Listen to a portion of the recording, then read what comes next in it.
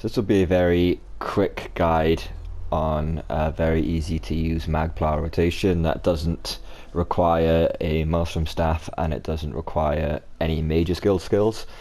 So just go in quickly into the build. I'll show you here that this character does not have major skilled. So no entropy, no fire rune, no meteor.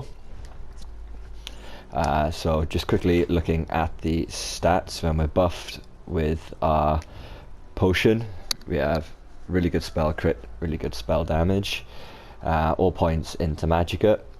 I'm just using Witch Mother's Brew, but because it's cheap, there are other food options that you can take which give you more recovery and more points in health, like the gold food and the pickled food. Stage 3 vampire for the extra bit of recovery, but we'll go into that in a bit more detail in a second. And the Mundus is going to be the shadow to increase our critical damage by 19%. Quickly going over the champion points. The red ones are not going to be relevant because they will be changing depending on what trial you do. For day-to-day stuff like dungeons and everything else, I like to go with the more of Lockhart one because that's the most balanced. So starting on the green tree, 43 Warlord, 100 into Arcanist just so we can maximize our recovery, 23 in Tenacity, and then 52 each in Shadow Ward and Tumbling. The blue tree we got 61 in Elfborn, 64 in Elemental Expert, and 9 in Spell Erosion, 11 in Staff Expert, 44 Master at Arms, and then 81 in Thaumaturge. So just having a little look at the character sheet here. Yeah, our health seems a tiny bit low here at 15,000. You can choose if you want to put a health glyph on one of your big pieces like your helmet or your body, but when you're in a group and you have the Ebon buff and Warden buffs as well, your health will be plenty high enough. Just an Ebon buff will put you at 16k, which is enough for most content, and a Warden buff will put you even higher, up to like 18-19k. So the health is going to be fine. If you want to do a bit more solo content, then yeah, you can put the health glyph in the helmet, or even switch your monster set to Vulcan Scoria, for example. So if we look at gear, as you can see here, this would be the Maelstrom bar, but this is going to be a build without the Maelstrom staff, just for people who don't have it. If you do have a Maelstrom staff, just switch it out, but leave all of your traits and enchantments exactly the same. So we're going for an infused weapon damage enchantment on what would be the Maelstrom bar, and then precise flame damage enchantments on the front bar. We're going with Mother's Sorrow. And then for gear, monster set, we're going to run Zaan. It is just the best monster set for Magic at the moment. With the Templar class and how this one is set up as well, we're going to be fighting in quite a close range, and we're going to be fairly static, so Zaan is going to perform really well for us.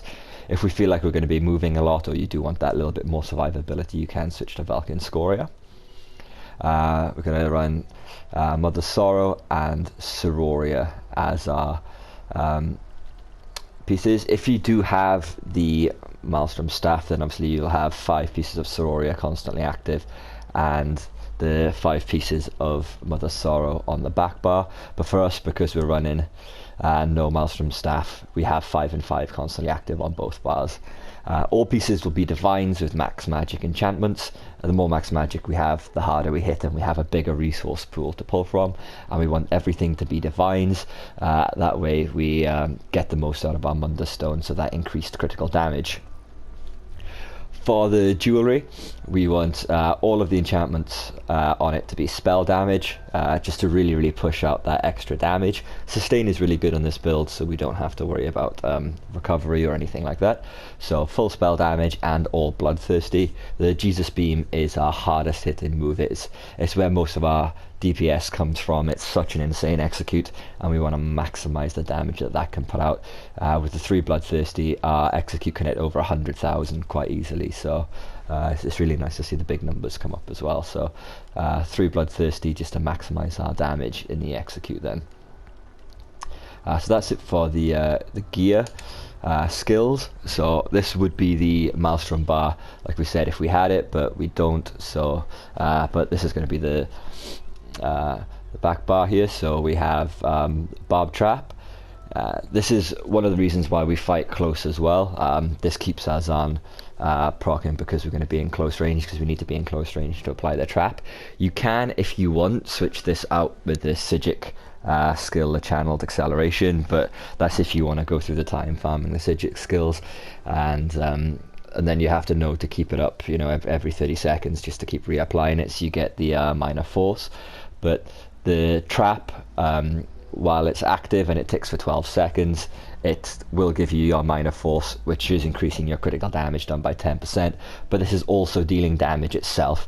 So if we're going to be in close range anyway, we may as well take this instead, because it's going to be hitting for damage and giving us the increased critical damage. Harness Magica, which is our damage shield, so whenever we're in a bit of an oh shit moment, or we feel like we're going to be taking in quite a bit of damage, just pop the shield up and that'll help us survive. Channel Focus, when you activate this, and it will stay active for 20 seconds, you get Major Resolve and Major Ward, which is really good. It makes us a lot more tanky, a lot harder to kill, with 5,000 extra resist in physical and spell. And we also get 240 magic recovery every second, which is why this build is able to sustain so well. We don't need heavy attacks, anything like that. With the with Vampire stacked with the recovery food and this rune, we're always going to be able to sustain our rotation, no problem. We have the Blazing Spear, so the shards, this will give resources back to our allies, as well as doing AoE damage and damage over time. So this is one of the best skills that we can have, because our team will appreciate the extra resources back, but we're also putting damage out ourselves. And then we got the morph Unstable Wall of Fire, or the Wall of Elements. This is, the morph has changed from the last patch because they've increased the duration from Unstable Wall from 6 to 8. So now this lasts long enough that we're not going to have any downtime in our rotation, and it hits that little bit harder. So the better damage morph, we might as well take that just to squeeze out that extra bit of damage. Ultimate, then we've got the Destruction Staff ultimate on this bar. If you do have level 10 Mage's Guild, you can put Meteor here instead, but this is a really good way just to clean up trash mobs, and you know, it is quite a hard hitting ultimate, very expensive. We for boss fights and things like that, we only ever use it at the start of the fight if we have the ulti charged, otherwise we use our other ultimate. So on the front bar then, we're going to have our Execute, Radiant Oppression, or Jesus Beam. The lower the health, the harder it hits. We only start doing this Execute from 25% onwards. And we do that, we keep up Wall of Elements and Shards while we're executing until they reach about 8 to 10%. At that point, we're only doing Jesus Beam. So it's Jesus Beam, obviously there's light attacks in between everything. So from 25%, it's going to be Wall of Elements, Shards, and Jesus Beam with light attacks in between. I normally do 2 to 3 Jesus Beams, and then go back and reapply the wall and the shards, and then as soon as they're about 8 to 10%, just keep up the execute only with light attacks.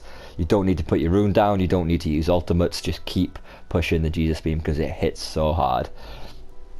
We got a Vampire's Bane, damage over time. Upon activation we get Major Prophecy, but that's not really relevant because we get that from our potions anyway. But yeah, it's a damage over time. Solar Barrage, another damage over time. While it's active we get Empower, which increases the damage of our light attacks by 40%, so that's really nice. Our light attack weaving squeezes that bit of extra damage out. Soul Trap, I don't have this morphed yet, but when you morph it, you probably want to take the resource recovery one just to like help you sustain even further, but it's entirely up to you. It is personal preference which way you want to go with that. And then Flame Reach, another damage over time. So all the abilities are basically just damage over time. So you cast them and then they keep ticking damage on the boss while you just reset your rotation. We have Crescent Sweep then as our ultimate on this bar. It's very cheap. Because it's so cheap, we do actually have the option to run a different body piece set, but we'll go over the alternative sets in just a moment. yeah, so this is a very cheap ultimate. It hits really hard as well. So this is the ultimate we're going to be using pretty much all of the time. When the fight is going, it'll come up really, really quick. You know, every second or third rotation, you should pretty much have the ultimate, and then you just keep hitting that out. As soon as it's ready, just cast it, and it'll hit really, really hard. And the reason why we have to have it on this bar as well is for a passive in the Aedic Spear line.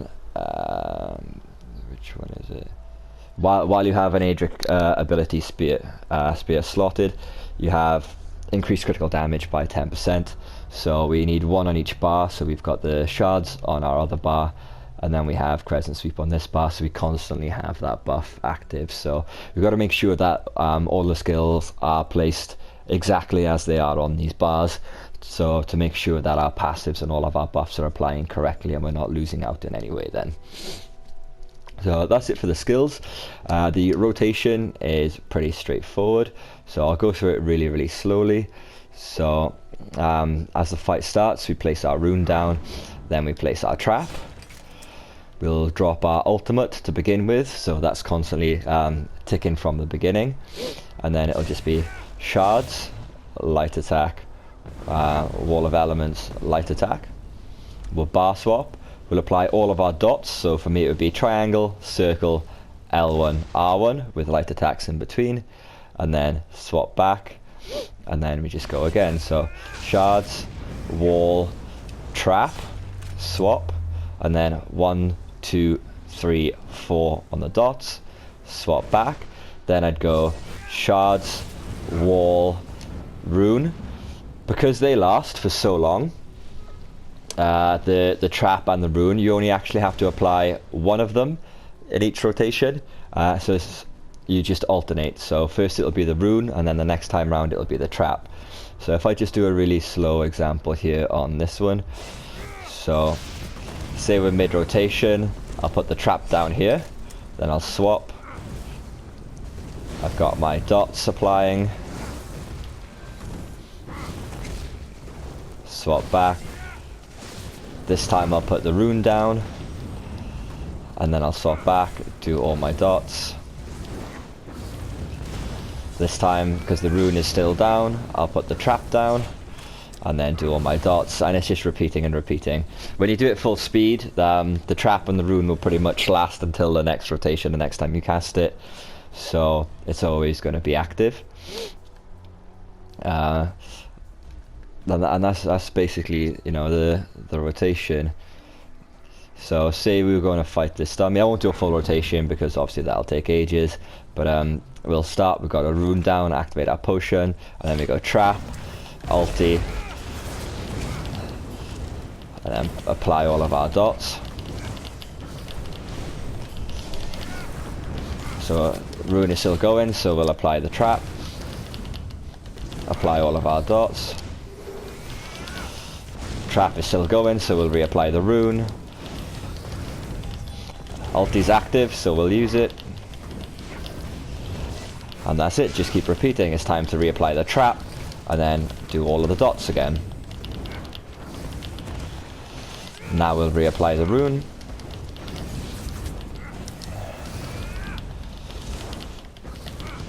And next we'll reapply the trap.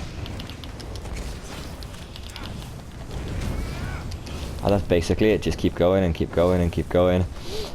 Sustain will stay high throughout. The lower the boss's health, the better your sustain will be as well, because you'll end up just switching to Jesus Beam, and while Jesus Beam is ticking, your magic is just flying back up because you've got so much recovery. So that's this build. It can pull up to 75k on this raid dummy when you do it, you know, you're doing it properly, with the execute and everything else included. It hits, you know, really, really hard. It's really, really strong. It's perfect for any trial setup. And that's a dummy test done with this exact setup. No skill changes, nothing, exactly how it is now. If you want to look at a few different options for gear sets then, Burning Spellweave is a really good set to use. We have a lot of fire abilities, so this can trigger quite often.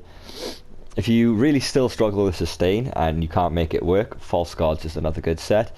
It will reduce the cost of your abilities, and when you kill something, which is amazing in trash mobs, you get magic back as well, so this will give you insane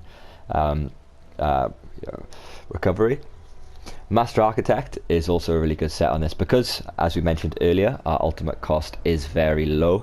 Then we can keep using the ultimate very, very often, which means Master Architect is going to be triggering and it's going to be live very, very often. So we're going to be giving people in our group that Major Slayer, which is an extra 15% damage, very, very frequently. So fantastic set to take on a Templar if you need that Major Slayer in your group. Catganax Hope is a decent set as a Templar as well. If you're playing with a progression group and people are dying quite often, Templars have an increased res speed as part of their passives anyway, so this is another way to help res really, really fast. So if you're really comfortable with your damage, comfortable with your character, and you know you're not going to die very often, you can pick people up really, really quickly with this. So that can, you know, turn the tide in progress groups in certain situations. And then the other set is Spell Strategist. When you do a light attack on a target, you increase your spell damage against that target. It's a really, really hard hitting set. If you're going to be in single target fights quite a lot, bosses, Spell Strategist is a way to go. It'll increase that damage quite a lot, and obviously the higher the spell damage, when you start critting on that Jesus Beam, it's going to be hitting really, really hard.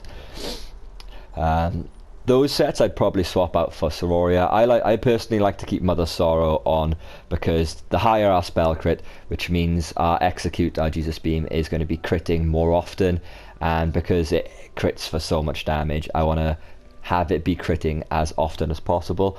So on a Magplar, I always like to keep Mother Sorrow. Sororia you can swap off, however, because we are using the rune and we're using a trap, we're staying close because of Zaan.